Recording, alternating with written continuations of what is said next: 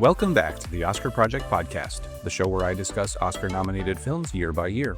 I'm your host, Jonathan Eacherberg, and today I'm bringing you a movie chat with Luis Mendez, one of two first prize winners of my 2025 Oscar prediction contest.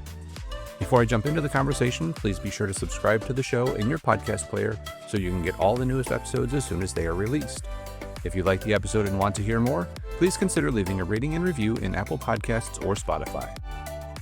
I'm joined today by Luis Mendez, one of the winners of my 2025 Oscar prediction contest. Luis writes about movies at the Mendez Movie Report and is a returning guest on the podcast. He joins me today to talk about the Oscars and movies we are looking forward to in 2025. Luis, welcome back to the show. Happy to be back. Excited to be back, given I'm a contest winner this time around. That's right. So we'll start off just chatting a little bit about the 97th Oscars that just wrapped up last weekend. What were some of your big moments, favorite moments, any surprises, anything that you really wanted to call out as a favorite of this year's Oscars? This was the second year in a row that I went to the local Tampa theater to see the show on the big screen. Got some tickets where they offer up dinner, drinks. Nice. They really, and then everybody dresses up almost like they're going to the Oscars. So it's always a nice experience. I think I got to be honest. I think might be my favorite ceremony of the 2020 so far. I mean, it's not perfect by any means. There were some Yeah. questionable things like I understand what they were meaning to do with some of these tributes, but they did feel a little bit random on the show. Yeah, the James Bond thing, what was the other one? There was the Quincy Jones, Yeah. yeah, tribute and stuff like that. But I did feel like this was a attempt of having more of a celebration of the movies where the Jimmy Kimmel shows, and I like Jimmy Kimmel as a host. I don't dislike him as much as other people do as a host. But one of the things that I did have issues with Jimmy Kimmel whenever he hosted was that he'd always do he'd do these like skits that I always felt were kind of off with the show. Whereas I felt this time around there was a little bit more of a celebration of the movies. That being said, favorite moments, I'd have to say, I gotta be honest, this is not one that a lot of people are picking out, but I think my favorite speech was Paul Taswell. I felt I did not expect to be as emotional by that speech, and he called out making history, and it was one of my favorite wins of the night. I mean, because if it were up to me personally, Wicked would have swept because that's my favorite film of the year. So, but Right. yeah, that was a favorite moment of mine. And yeah, and that's I thought it was just a really good ceremony for the most part. For the most part, it had good speeches. Yeah. Less can be said about the best song speech. But other than that, I thought it was a pretty good ceremony. Even though I will say I personally would say that I like and agree more with the winners of the last two ceremonies than I did this year. But still, most of these were worthy winners regardless. Yeah, there wasn't a lot that I don't think was unworthy of being nominated, and certainly there was some good fights there in some of the categories, leading right up to the end. I think, especially in when Timothy Chalamet won the SAG the week before, I thought that he was going to be a shoe-in for winning Best Actor, but obviously that went to Adrian Brody. I thought Demi Moore had all the momentum picking up Best Actress, but obviously that went to Mikey Madison. Not upset about either of those. I thought they were all great performances, but just a little surprising for me, given the trends that have been coming up towards the end of the award season. Yeah, SAG, this was one of those rare years where SAG really did not get their way on anything except the supporting categories, which those were sweepers anyway. But that is weird to me. I would warn people knowing how these things go that chances are the SAG will make sure that they're within the voting deadline next year. And I have a feeling SAG will bounce back because they still are a powerful precursor. Yeah, well, and it's if they're still, I think they're always going to be the biggest branch of the academy, and even with the efforts recently to expand the academy and make it more diversified and all of that, I think that's always going to be the biggest pull of the all the groups in the academy. No, no, I mean, I agree. They are the biggest branch, and this is it's maybe I can segue into this is that I think Anora's an interesting winner because I honestly, and I've seen some people who try to argue otherwise, but I honestly don't know how much of it is a movie of the moment. I'm open to hearing other folks' thoughts about that. I really think that it's just a film that, given what the industry went through the past year with the LA fires, the election, and all that stuff, I think they just ultimately went towards the movie that made them laugh a lot. Yeah. I really don't feel like was a statement choice like in past years. Now I have a feeling that will change come next year as more world events happen. But and on top of that, I don't think Anora was number 2 at SAG. I mean, Anora did not have a good showing at SAG at all. And I actually don't think it was number 2 at BAFTA either. Even though it did really well, I do think it probably took a couple rounds for it to win because it wasn't necessarily dominating even the critics. Even though it was the big critics pick, it didn't dominate the critics' regional groups. It had the smallest amount of regional group wins since 2017, I want to say. And at Critics' Choice, it only won Best Picture, nothing else. So it's kind of an interesting choice as a winner compared to some of the last couple years. Yeah, and it's interesting on my contest, I have everybody fill out their own ranked ballot for the top the best picture winners. And in that vote, the winner actually ended up being Conclave, and it was down to Conclave, Anora, and The Substance at the end. And if it had just been a who gets the most votes, Anora would have won at the first round. I think it ended up with 25% of the vote initially, but once you do all of the rank choice and all of that, figuring everything out, Conclave had more down the line support. So I would be so interested to see what the actual results were. I don't think we'll ever Yeah. find that out, of course, but I would love to see how close it truly was between Honora and I'm assuming Conclave was probably the next choice, but we don't know that obviously. Yeah, it's unfortunate they never revealed that because I would be fascinated to find that out. Yeah. I still try to like guess, and if I were to guess based on performance at the guilds, the anonymous ballots that we got, I do think Conclave was definitely number 2, and I do think it probably took a couple rounds for Nora Yeah. to pull away. For sure. Yeah. Well, I think we can move on from the Oscars and we'll talk a little bit about kind of what we've seen so far this year. I've been a bad moviegoer this year so far. I haven't seen hardly anything new because I've been focusing so much on the Oscars these first couple of months of the year. But have you seen anything that's really jumped out to you that you enjoyed? Well, I gotta say, it's early on. It's definitely been not the greatest start to a movie year. I do Yeah. think that we're still, to some extent, feeling the effects of the strikes. It Absolutely. does seem like I would say that we probably got to wait until maybe April to May until things really start rolling. It's not to say that we won't have a couple things here or there, but for the most part, we are going to have to probably wait a bit until things really get going with this movie season. Yeah. I, Out of the early stuff, I would say that my favorite film of the year so far, and it's kind of a cheat because this is technically a 2024 film, is Paddington in Peru, which is not as strong as the first 2 films, but it's still, I would say, the movie that I can think that for me is most rewatchable and the most enjoyable to watch with an audience. After that, I did have a lot of fun with Hard Eyes, which is has an interesting concept where it's basically a romance comedy, and then they drop a slasher in the middle of it, which I thought was a fascinating concept. Yeah. Companion, which has some things to say about AI, and how much control people give up in relationships. But outside of that, I mean, the new Bridget Jones, that also was I thought was pretty good. But for the most part, it has been a very quiet start to the year. Now, I haven't seen Mickey 17 yet. I'm actually in the middle of a break from doing film reviews every week, but I am gonna catch up to it. I'm hoping that I like it a lot. Yeah, I think it's kind of been honestly a slow start to the year. Yeah, no, I absolutely agree. And it's funny you mentioned Mickey 17. I actually just picked up the novel that it's based on at the bookstore last week. So I'm about a third, almost halfway through that. So I'm kind of holding on. I'm waiting to go see that until I can finish the book. So I always like to try and read the books, especially for those big releases. If read the book before the movie if I can. But yeah, it's definitely been a quiet winter. Which again, I think going back to the Oscars, I think it's good that they did try and do some of that celebrate the movies thing. And we didn't mention it.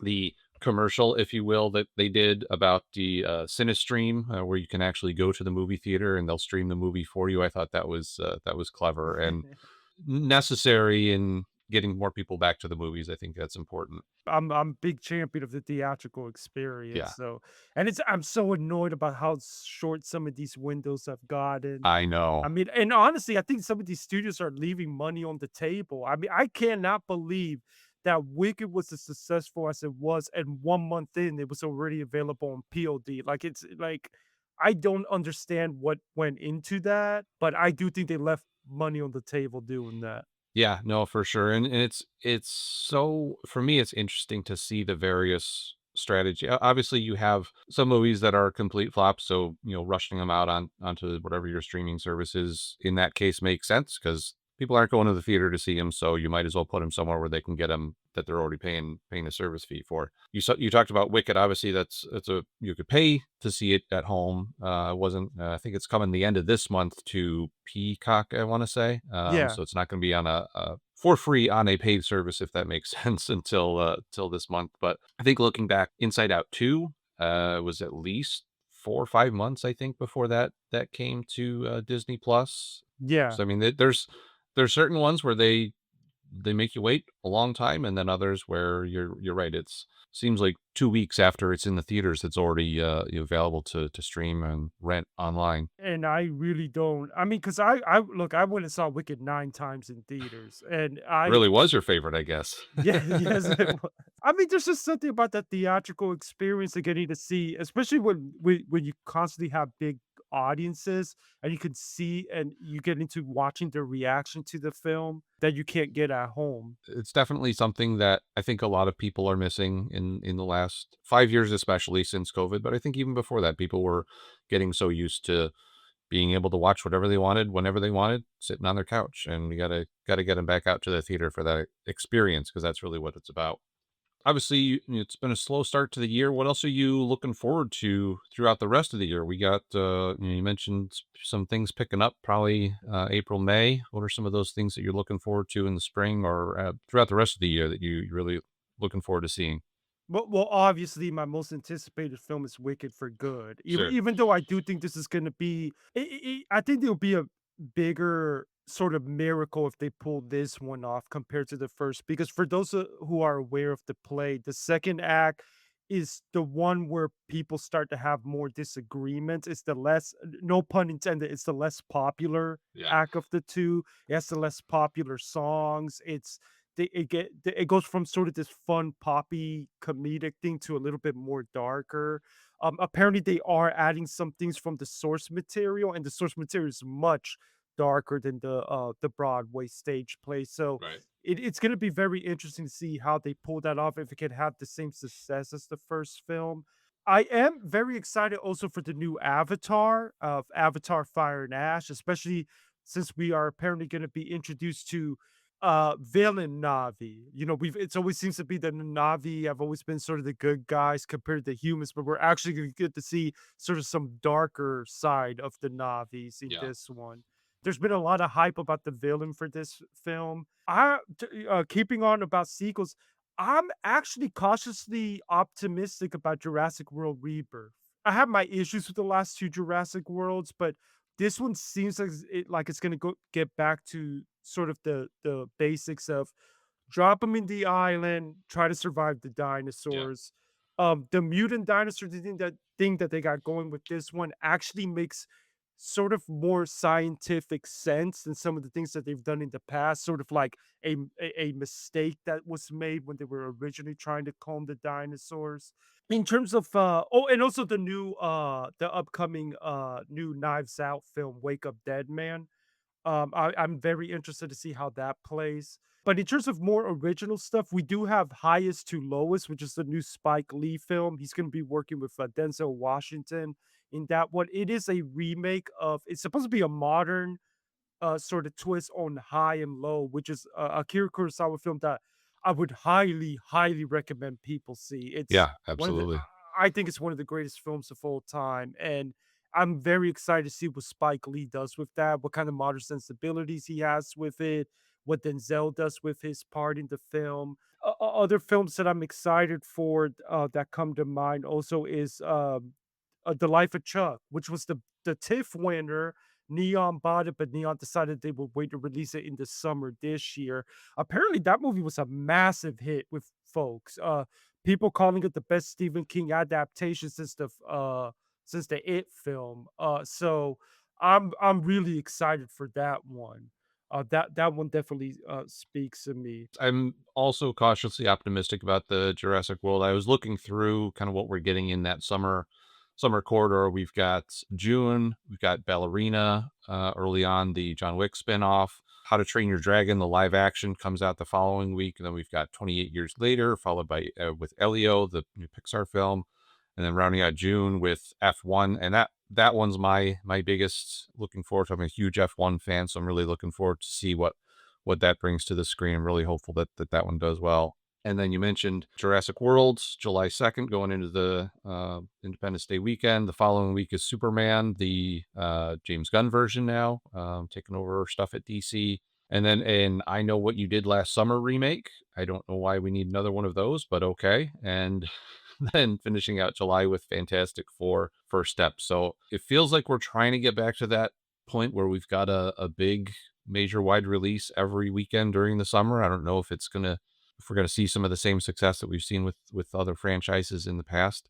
But yeah, I think F1's the big one for me that I'm really looking forward to. And then you mentioned the Wicked and Avatar, obviously at the end of the year, are both going to be really really big ones for. I think it's if we obviously been struggling at the box office so far this year. If any two films have a chance to prop things up at the end of the year, I think those two are good bets to make that happen. Yeah, I remember especially Avatar. It feels like Yeah. Avatar's almost like guaranteed to be a $2 billion Yeah. maker. Yeah, exactly. Yeah, and you mentioned Spike Lee and Denzel. You can't go wrong with that, with either of those on their own, and I can't imagine the two of them pairing together what that's going to be. So that's a good one too.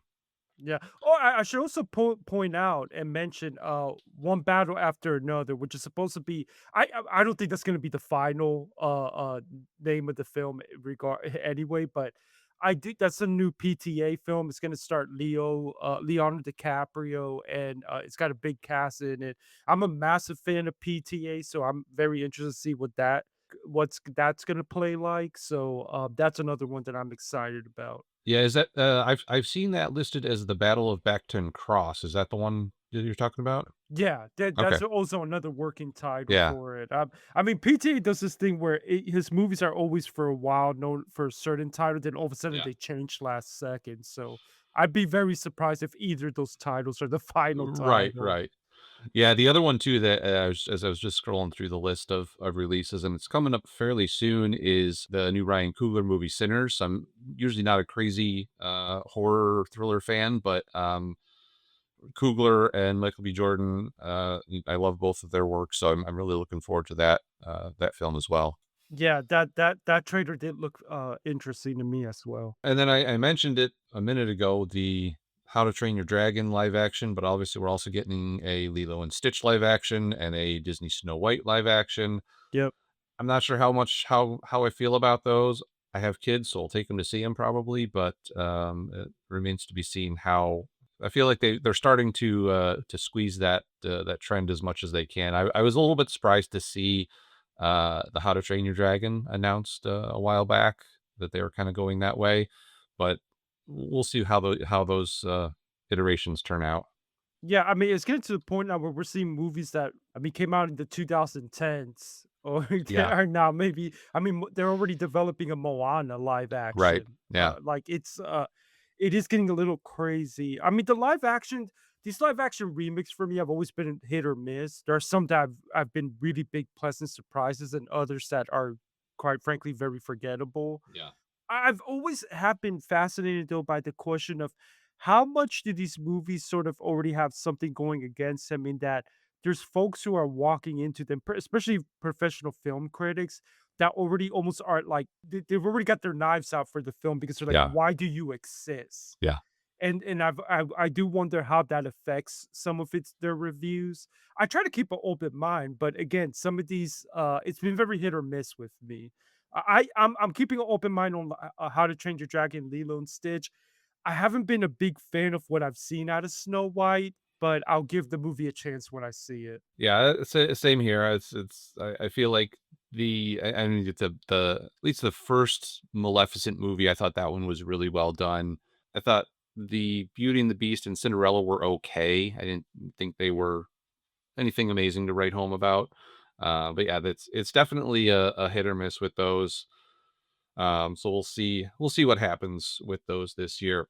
And speaking of animated movies, I was just talking with my oldest son about this last night. Have you seen the trailer for the new Shrek film that is apparently coming out in like 2 years, I guess, or next year sometime? Yeah, yeah, I saw the teaser that they did for it, Yeah, yeah. I'm really worried about that. I hope it gets the Sonic treatment and they go back and and fix some of the things that seem wrong with that. Yeah, I that's kind of fascinating to me that they are gonna go back and try to do another Shrek film, but I guess with all these legacy sequels about it was bound to happen. Yeah, December 23rd, 2026 is what they have as the date for that right now. So they've got enough time to fix what people are complaining about. Yeah, yeah, they do. Well, I don't think I asked you these questions the last time I had you on because we were doing a recap of the Oscars. But if you had to pick your top 3 films of all time, what do you think they would be? Oh, top The letterbox -1 question. okay, well, it's definitely My Man Godfrey from 1936, which is available in the public domain if anyone's interested. I've rewa that's probably the most rewatchable movie ever for me. I could be up, I could be down, I can put that movie on. It's always and it's a short film, which makes it's basically a film in which a rich family that happen to be it's a comedy. So the rich family is portrayed as kind of kooky, and Mhm. they basically get a man who is homeless to come in and be their butler, and it's played by, William Powell plays the butler. Carol Lombard, is, the main love interest in the family, and comedic hijinks ensue. It's I highly, highly recommend folks check that out. My number 2 is Shop Around the Corner from 1940. If anyone's seen You've Got Mail, You Got Mail is basically a remake of this film. It starts Jimmy Stewart, Margaret O'Sullivan, Frank Morgan from The Wizard of Oz is also in it as the shop owner. Uh, Same concept as You Got Mail, except instead of email, they're they're talking through letters, Right. old school letters. And it is not a much of a remake. You Got Mail's not as much of a remake of Shop Around the Corner as some might folks think, because in the second half, You've Got Mail takes things to a different does things a lot different than Shop Around the Corner does. But I highly recommend it. Is technically a Christmas movie, much more so than You Got Mail, so, unfortunately, I don't rewatch it as much. And my number 3 is actually probably Sleeping Beauty, from 1959, the Okay. Disney film. I think the reason I love that movie, I know there's been a lot of discussion and discourse about, because there are a lot of dated things in that film, particularly with the whole damsel in distress. Aurora is not really much of a character in the movie, but I think the reason I like that movie so much is that, to me, the main protagonists are Flora, Fauna, and Merryweather, who are the ones who have to take care of her. Because if you watch that movie, they're the ones who do most of the work. They're the ones Yeah, who help Philip out in the battle with Maleficent. And I've always that's another movie that I can just play anytime. Very rewatchable, short film. So yeah, those are my top 3. wonderful. And if you could invite any 3 movie characters to your next dinner party, who would they be and why? I'd say Frederick Lawrence from House on Haunted Hill, because I think he'd make the party interesting. Mr. Smith from Mr. Smith Goes to Washington, because Jefferson Smith, because I think he'd have some interesting conversation. Sure. And just to liven things up, I'd probably say Nick Charles from The Thin Man. Okay. That'd be an interesting dinner party for sure. And do you have any books you could recommend that you've read recently? They could be fiction or nonfiction, don't have to be related to movies. Oh, I forget the name of it, but there was this recent book on Ebert, Siskel and Ebert. Oh, is it Opposable Thumbs? Is that the one? Yeah, that's the one. I read it about a year ago, I want to say. I'm a very casual book reader. Like I only read them from time to time. But yeah, I thought that was kind of really fascinating about Siskel and Ebert. I think any critic should read and get to know Siskel and Ebert because they did set the groundwork for a lot of things. Another that I would also point out is I think it's called Oscar Wars. That's also a fascinating book that looks at dude all these key moments in Oscar history. And lastly, before we wrap things up, I know you said you're taking a little break, but where can people find your work and read your writing? MendezMovieReport.com. I am taking a break, even though I'm still open to doing, obviously, being a podcast guest and such like that. I should be back in late April to early May, but you can still go on there, look at some of my past Oscar projections, look at some of my past film reviews, and I do got a lot of content that is coming after my break. But MendezMovieReport.com takes you straight to my Substack and everything. I mean, I'm also on Facebook, Instagram, Threads, X, Blue Sky, Letterbox. If anyone's on the Award Expert app that the brother bro from Oscar Expert did, I'm under Mendes Movie RPT. You can find me on all that. Wonderful. Well, Lewis, thank you so much for the time, and congratulations once again on being one of the winners of this year's contest. Oh, hey, thanks for having me, and hey, I'm very happy to get that contest win. Thank you again to my guest today, Luis Mendez. He won this guest spot on the podcast by winning first prize in the 2025 Oscar Prediction Contest, and you can find his work online at mendezmoviereport.com. The Oscar Project podcast is written and produced by me, Jonathan Eaterberg, with editing assistance from Joshua Eaterberg. If you want more movie coverage, check out the Oscar Project online at theoscarproject.substack.com, and be sure to come back for my next episode where my other contest winner joins me to talk movies. Until then, I hope to see you at the movies.